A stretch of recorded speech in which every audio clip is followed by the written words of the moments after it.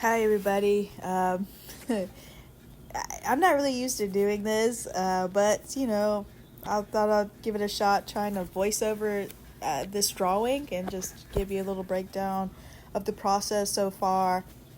Right now, I'm just inking.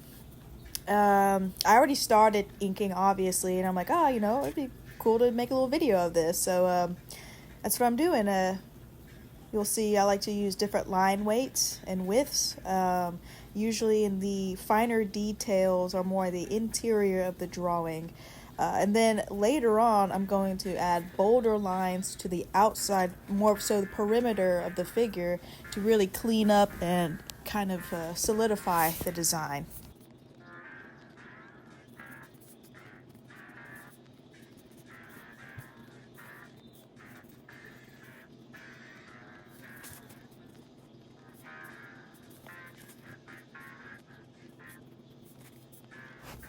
You probably noticed all the random shapes and lines and etch markings. I really like to show marksmanship in my drawings, and there's a lot of times I'll even keep the pencil marks, just because I think it's cool and it adds more texture to it. I love textured art. I'm not a big fan of making art overly clean and shiny and smooth looking. I love gritty texture. I love seeing ink breaks and all that good stuff. And see, here I go with the thicker, more bold lines. And this is to help clean up a lot of the smaller lines. Anything that has the X shape in it, that's going to be filled in with black, and some of them I didn't do that. I like to add like closed folds, make sure there's, wrinkles and, just different etching lines throughout the whole drawing. But yeah, it's just a fun little process. But yeah, you'll hear me cut in and out randomly throughout the drawing, I suppose.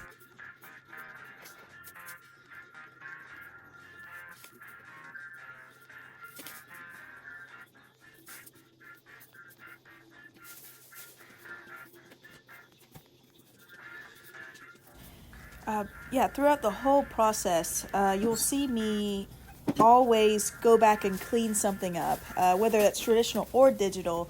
I like to just go back, clean up more and more and more. It's throughout the whole process, through inks, colors, and even after colors, I'll clean up. And that's what I'm doing now. I'm cleaning up a lot of the smaller lines. As I said before, I use the bold exterior line to wrap everything up in a nice package, while also cleaning up a lot of the lines, tightening everything up. And I'm just having a good time. Like I said, a lot of these different shapes and lines are atomical accents. They're to reference different anatomical shapes, or say musculature, folds, skin textures. I know this is a worm, Earthworm Jim, in his little robo spacesuit. I think he's a robo spacesuit.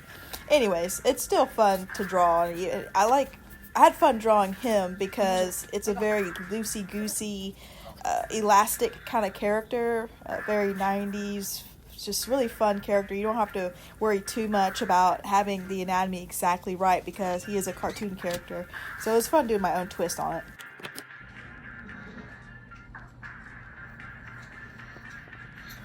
And now we're getting into the colors. So you'll see I am pressing very hard on my cloud blue Prismacolor marker there. Please don't do that. I'm only doing that because that marker is practically dead and there's hardly any inks in that. As you can see, the tip is like really worn out. It's really blackened. And I'm pressing hard just to try to get ink out. Eventually, I switched it out there. So this one's a lot better. This is a smoother one. Right now, I'm using a fairly neutral tone in the cloud blue. It's like a grayish, bluish, periwinkle type color. It's a really good subtle shading. It's good for white colors, even or sorry, color white isn't a color. It's good for shading whites. It is good for shading colors, and you'll see me doing that. Usually, it's good to pick out different shading tones per whatever section you're shading, but it's also good to have an overarching color palette you're thinking of, an overarching shading tone. That way, you can go over the whole drawing and everything's cohesive.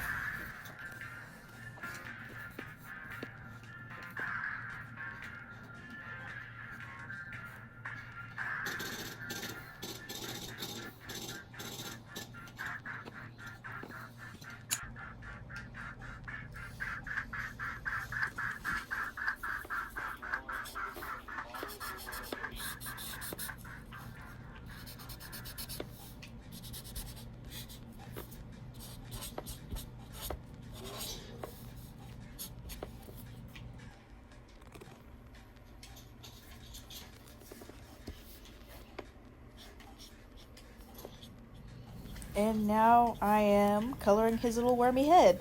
Um, yeah, it's probably the most fun part just because he's so expressive.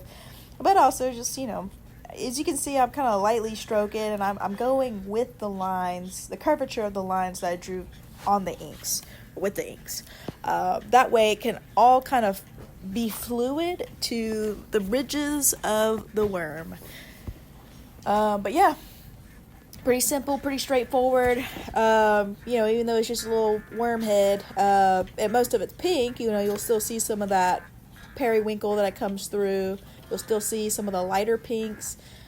Here I am coloring his gloves in. I don't know, it blends in with that Posca, navy Posca that I painted around him, but I will show you later how I separate those two from each other. And it all goes again to the cleaning process.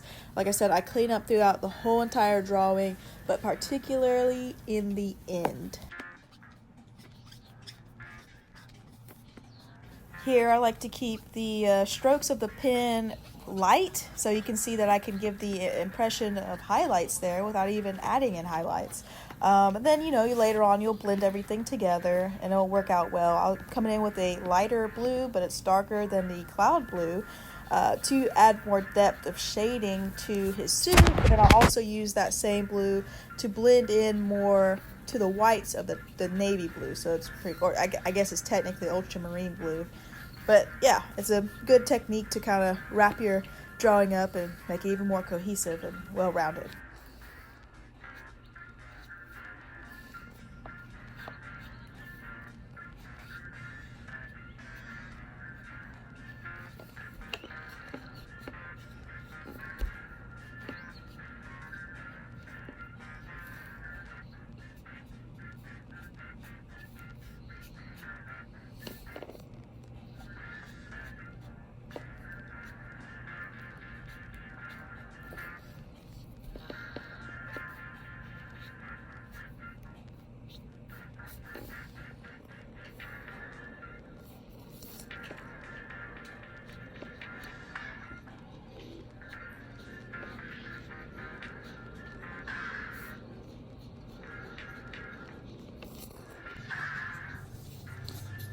And then I'm coming in with my yellow Posca. I love Poscas. The inks are really solid and even. And they always come out that way too, so it's nice. But you see I overdid it there.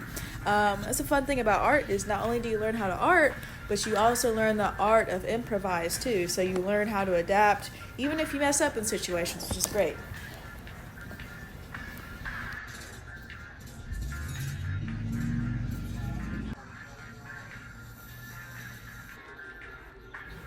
Yay! It's probably my favorite process, the highlights and the cleaning. So here's where I was talking about when it came to more cleaning, like the big cleanup process. Actually, in this little Jelly Roll pen. What I love about Jelly Roll is that pigments always sit right on top of all the other pigments. Whether it's paints, whether it is markers or alcohol pens or India ink, it doesn't matter. It sits right on top because it's so thick. And it's wonderful. I use it for all of the highlights. I love to use it to clean up the inks even. I'll use it as an ink eraser in using white paper, which is super handy. You can do a lot of versatile things with the Jelly Roll pens. And so this is what I was talking about in cleaning up the design. I'm sharpening the lines. I'm sharpening the white spots and spaces that I wanted to be highlights.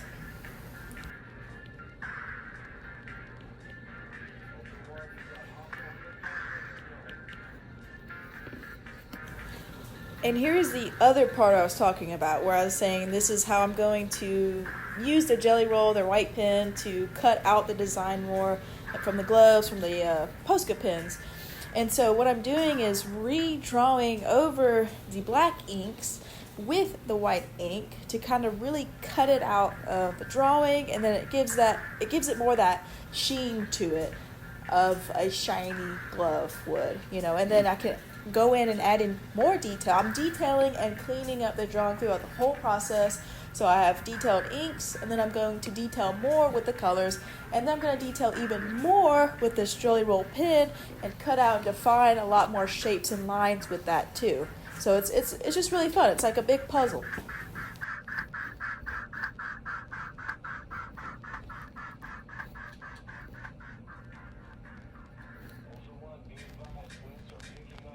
So what I'm doing now is defining even further his suit folds, his wrinkles, because this is a pet peeve of mine. Like, you look at superhero drawings and cover art and comic book art, and I'm like, all these super suits, they ain't got no wrinkles in them. How? Even skin has wrinkles in them.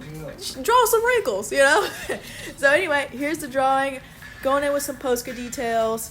I really appreciate everybody watching. If you do watch, thank you. I'm going to get better at voiceover. This is the first time I ever do something like this, so definitely going to get better. And there you go. There you have it. Super cool zoom. And it clarifies. Yay. Wow, Earthworm Jim. Yippee. Thanks for watching. Thank you.